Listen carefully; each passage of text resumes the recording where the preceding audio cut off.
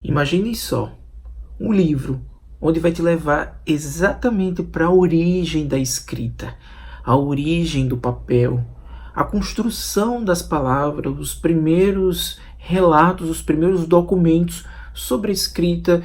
Eu estou falando nada mais, nada menos do que este livro maravilhoso, que foi um dos melhores livros que eu li até agora, em 2019. Sério, gente, que livro incrível, gostei muito. Olha a quantidade de marcação, marquei muita coisa, porque, enfim, quero rever, inclusive, anotei alguns autores aqui, alguns livros que eu não conhecia e que eu quero muito ler. Este livro foi escrito, organizado pelo Martin Pushner. O Martin, ele é professor de literatura comparada da Universidade de Harvard. O cara é muito gabaritado, e ele fez uma pesquisa muito profunda sobre a história da escrita. Ele tinha várias indagações, vários questionamentos sobre como surgiu a escrita, quais são os primeiros documentos, e ele ganhou o mundo aí, viajou vários países para pesquisar ali de perto a origem da escrita. E vamos conhecer agora esse livro maravilhoso do Martin Pushner. É um lançamento da Companhia das Letras. Esse aqui eu ganhei de presente do meu amigo Hannes. Olha, não tem nem como agradecer, livro incrível. E já vai comentando, já vai dando aquele like e se inscreve no canal e vamos para o vídeo. Este livro, ele é meio como se fosse em ordem cronológica. Eu acho que podemos até dizer dessa forma. É construído, todo organizado em ordem cronológica. O Martin Pushner, ele começa a destrinchar a origem da escrita desde os primórdios, lá nos fenícios, nos sumérios, nos povos mesopotâmicos, a descoberta da escrita cuneiforme, e ali foi desenrolando todo o texto e a origem, né, da escrita. Conta um pouco também sobre a escrita dos egípcios lá no hieróglifo, e também, em paralelo, ele vem para as Américas e faz a pesquisa também dos maias. Porque ali nos mesopotâmicos e também os egípcios têm aquelas origens, né, da sua escrita, como os mesopotâmicos da escrita cuneiforme, os egípcios ali o hieróglifo, e lá nos maias tem as origens também de uma escrita bem diferente, bem particular, e ele ficou muito apaixonado por isso e pesquisou bastante a fundo, e faz parte, né, da nossa história mundial a origem da escrita maia. Tanto que ele faz aqui citações da origem maias, alguns livros, inclusive conta um pouco da história do povo maia, e que quando veio a colonização ali espanhola, e devastou muita coisa ali da cultura maia, e com isso também queimou vários livros, e restou algumas coisas ainda. Um exemplo básico desse acervo ainda que sobrou daquela devastação ali da cultura maia foi o livro Popol Vuh, se eu não estou enganado. Vou botar aqui o título para vocês verem. Recentemente ele foi até lançado pela editora Ubu, que eu estou bem curioso sobre este livro. Lá na cultura mesopotâmica, que foi descoberto ali através de várias escavações ali arqueológicas, descobriu também um livro bem interessante que vai contar, inclusive tem alguns trechos ali que a gente pode até remeter para a Bíblia, que claro, esse foi um livro escrito antes da Bíblia, e talvez as pessoas que escreveram a Bíblia, eles pegaram com certeza elementos deste livro. Eu estou falando nada mais nada menos do que a Epopeia de Gilgamesh. Esse livro, a Epopeia de Gilgamesh, ele tem é um livro mesopotâmico que também neste livro fala sobre o dilúvio. Sim, a gente conhece aquela questão do Noé, a Arca de Noé, e esse livro fala sobre o dilúvio. Além a gente sabe que na Mesopotâmia tem a origem toda, porque tem Mesopotâmia é terra entre rios ali, o rio Tigre e o Eufrates, então ocorria muitas inundações, e talvez seja através disso que tem essa origem do dilúvio, porque na própria Epopeia de Gilgamesh fala sobre isso. E aqui o Martin Pushner ele comenta sobre essa história e a origem da escrita mesopotâmica. E ele vai andando, navegando entre eras e séculos ali, e vai contar um pouco da origem do papel, a origem de outros idiomas que vão surgindo, sânscrito, latim, enfim, outros uns idiomas associados também com a escrita. Aqui ele fala uma coisa muito interessante sobre o papel, e é a matéria-prima ali crucial para documentar todo o aparato, né, toda a riqueza literária que estava sendo feita, produzida no mundo antigo. Antigamente, como casos de Sócrates, aqui que ele cita Sócrates, o mesmo...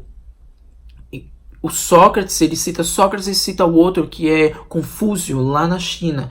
Eles não documentavam nada, né? Eles reuniam seus seguidores, ou mesmo as pessoas ali que estavam ouvindo, e ele começava a falar sobre suas filosofias, sobre suas crenças, e ele não documentava nada. E chegou um tempo que aqueles ensinamentos de Sócrates, de Confúcio, ele tinha necessidade sim de ser documentada, mas a partir de quê? Quem iria escrever? Ali naquela época existiam muitos escribas, né? Só eram pessoas específicas que sabiam escrever. Muitos não tinham esse domínio, muitos não tinham conhecimento da escrita e às vezes ficavam restrito a um grupo de pessoas. Alguns seguidores do próprio Sócrates, do próprio Confúcio, começaram a documentar sobre isso, né? Eles mesmos nunca escreveram. É tanto que a gente vê aquele Platão, eu acho que a República de Platão é como se fosse diálogos, né, entre ele e Sócrates. Então, o Sócrates mesmo não tinha nada escrito. Era um documento, a gente conhece Sócrates através de um documento escrito pelo Platão. E é muito interessante descobrir tudo isso neste livro. Lá também, na China, tinha o Confúcio ali, que aí foi a partir dos seus seguidores que escreveram todos os ensinamentos do mestre Confúcio. Na China surgiu o papel de fato, né? Eles utilizavam vários tipos de matéria-prima, mas era um papel muito rudimentar, um pouco grosso, e ele foi modernizando ao longo do tempo. E também existia esse papel lá no Oriente Médio, mas aí eles usavam vários elementos também que traziam o papel um pouco mais grosso, mas também ele foi com o tempo amadurecendo isso. A gente lembra um papel muito usado no Oriente Médio, mais especificamente no Egito, o papiro, né? Esse papiro ele ficou muito popular, porque a partir dali documentava-se muita coisa, os documentos, coisas divinas, enfim, que a gente sabe até hoje que existiu esses papiros, há em museus esses papiros. Aqui também ele cita uma coisa bem interessante, a Biblioteca de Alexandria fala um pouco sobre o Alexandre o Grande, que tinha como seu livro de cabeceira ali, nada mais nada menos do que a Ilíada de Homero, né?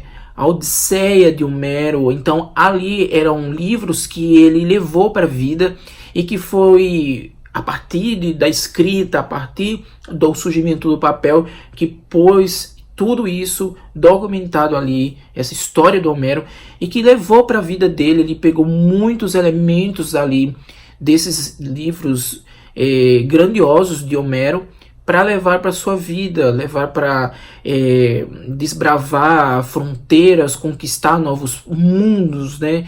Novos países. Era um cara muito desbravador. Então ele utilizou muitos elementos, muitos dos ensinamentos ali. Ele pegou muitos elementos do texto de Homero e trouxe isso para o seu exército, para as suas conquistas. E é muito, mas muito interessante isso. Aqui ele vai também navegando por inúmeras eras. Aqui ele para no momento que eu acho um momento crucial. Eu acho que é o estopim do surgimento do papel moderno, da impressão do papel. Claro que existia já de uma forma muito rudimentar, mas eu estou falando nada mais nada menos do que o Franklin, né, o Benjamin Franklin lá nos Estados Unidos, que ele era um ficcionado por livros, ele conseguia importar bastante livros ali da Europa, mas ele queria ter os seus próprios livros ali, e tanto que ocorreu naquela época bastante impressões de livros para divulgar ali. Ele também fundou vários jornais ali. Ele conta, o Martin, ele começa a contar sobre essa origem do jornal, do folhetim, do panfleto, a partir da impressão, como se fosse aquela, não sei se vocês lembram, a máquina da datilografia tem a impressão, né, as letrinhas ali, então ele imprime essas letras ali, formam textos, e daí consegue propagar mais rápido as notícias, como por exemplo os jornais, os panfletos e os folhetins. Em paralelo também, uma coisa bem grandiosa que o Benjamin Franklin viu naquela época é a questão das estradas postais. Eu acho muito interessante ele tocar nesse assunto, porque não sei se vocês sabem, antigamente tinha as estradas postais, ou seja, eram estradas que iam diretamente para as cidades, meio que fossem uns atalhos para ir para as cidades, para deixar cartas, essas correspondências, jornais, e propagar as notícias. É o caso que ele cita muito essa questão da propagação de forma muito rápida, até porque o Benjamin Franklin se tornou um dos chefes ali dos Correios dos Estados Unidos. É a questão dele investigar se essas estradas estavam perfeitas, para que a notícia ela propagasse de uma forma muito mais eficaz e, claro, né, rápida. E aqui ele cita a questão da proclamação lá nos Estados Unidos, da independência, o documento, e o quanto esse documento ele fez algumas cópias e teve que deixar em várias cidades e estados, e aí ele consegue propagar isso de uma maneira muito mais eficaz. Lá na Europa, em paralelo, tem a questão da propagação dos livros. Um adendo aqui, né, um parêntese aqui. Naquela época ali, nos meados de 1800, 1700, por aí, 1600, o livro ele era muito restrito. Eu acho que até um pouco mais atrás, 1500, 1400, o livro era muito restrito para pessoas que tinham poder aquisitivo, ou pessoas do clero, né, do clérigo, pessoas mesmo do reis, pessoas que tinham dinheiro. Então, o livro ele era um artigo de luxo na antiguidade, né? Então, ele começou a ser propagado isso a partir de essa origem do papel, a origem das impressões, dessas gráficas, né, que surgiram ali, foram propagadas ao longo da história. E aqui é muito interessante essa história da origem dessa propagação do livro, e o livro se tornando, claro, em paralelo à educação das pessoas, que não adianta com o consumo do livro, a divulgação do livro, a propagação do livro, da literatura, sem a educação das pessoas, sem as pessoas saberem ler. Então, nesse conjunto de coisas que foi interessante para propagar a literatura, e, enfim, foi algo crucial, né? Essa origem da impressão do papel, dessa junção e a propagação de livros, artigos de luxo. Isso aqui antigamente tinha também essa questão de, até eu cito aqui na época de Goethe. É muito interessante essa parte do Goethe, que é o autor do famoso Fausto. Ele conseguia muitas edições externas, edições estrangeiras, tanto que tem as origens aqui da literatura mundial a partir do Goethe, que aqui cita bem no livro. Ele conseguia muitas edições estrangeiras através daquelas companhias, né, de navegação, companhias das Índias Orientais, porque como eles passavam em vários países, eles conseguiam trazer essa literatura de outros países. A mesma coisa aconteceu lá com Benjamin Franklin, que ele conseguia muitos livros de outros países dessa forma, trazendo também livros em troca de alguma coisa. Aí então o Goethe conseguiu um livro da cultura chinesa e traduzido de uma forma muito capenga, também aqui diz, que as traduções não eram tão interessantes, mas era alguma coisa, era literatura de outro país, era uma outra cultura. Então aí começou a gatinhar a questão da tradução, a propagação desses livros estrangeiros. Eles faziam meio que um escambo também, porque eles propagavam a literatura dele para outros aqui. Uma outra coisa bem interessante que eu não posso deixar de falar sobre esse livro é sobre a história do Cervantes, né, de lá, do seu Don Quixote, como foi toda essa história, e aqui fala minuciosamente, essa é muito maravilhosa, a história, a origem do Don Quixote, a origem do Cervantes como escritor, e ele era um cara muito visionário. Gente, vocês precisam ler essa parte. Eu achei assim, é um livro para todos os amantes de livros. É um livro para quem gosta de literatura, quem gosta de saber a origem dos livros, quem gosta de saber a origem da escrita. Eu acho fundamental. Aqui é um livro para ter para a vida e você consultar inúmeras vezes. Falar em consultar, este é um livro que você pode ler de duas formas. Ou pode ler de uma vez só, como eu fiz, ou pode ler capítulos, assim, eu quero ler capítulo tal sobre a epopeia de Gilgamesh, eu quero ler sobre o Goethe, a origem os pensamentos de Goethe, o porquê ele foi viajar para a Itália para buscar a origem de Homero, de alguns livros, enfim. Eu quero saber sobre isso especificamente. Então você tem como ir lá consultar, porque os capítulos eles são distintos, né? Eles são únicos, não tem um depende do outro. Então aqui são vários documentos, podemos dizer assim.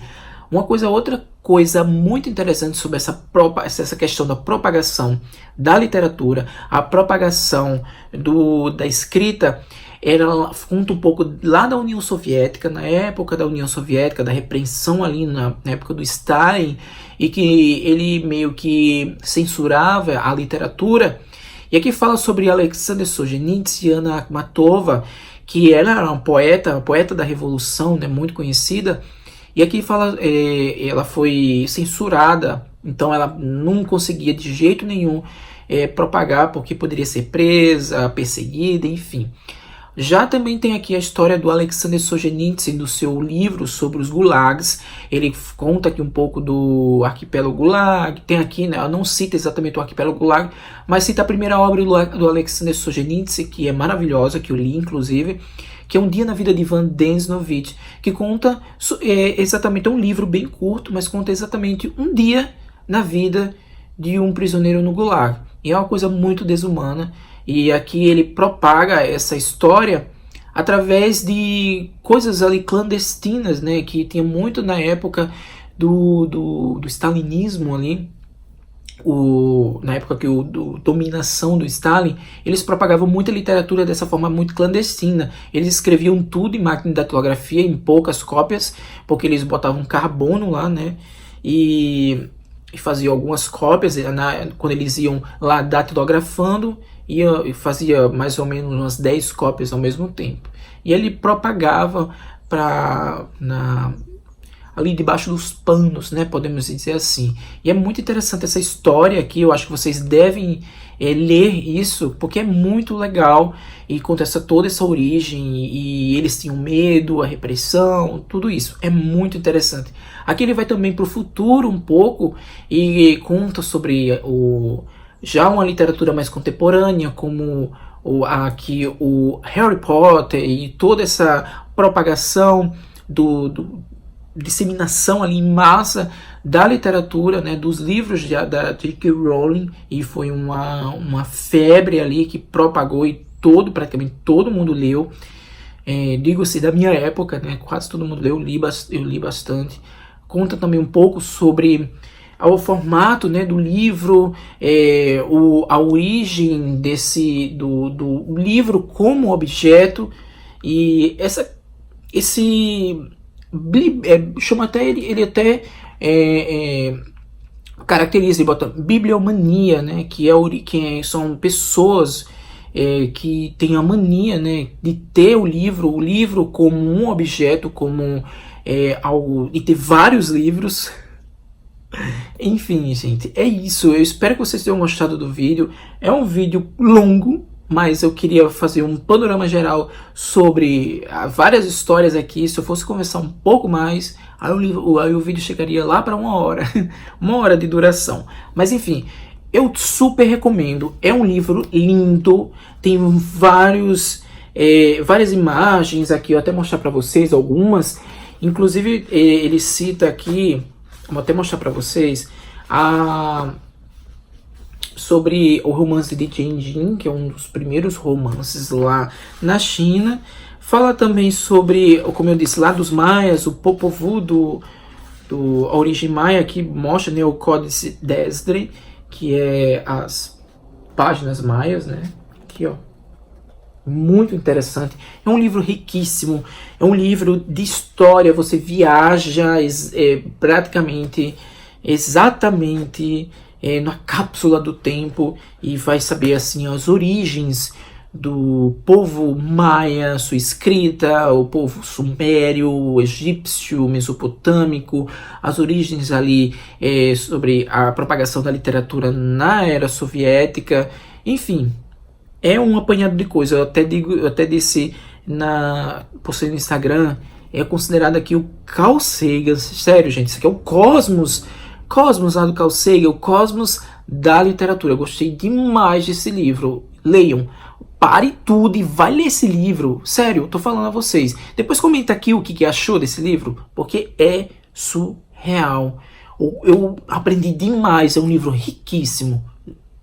Comenta aqui, depois de ler, tá bom? É isso. Um cheiro pra vocês, até mais.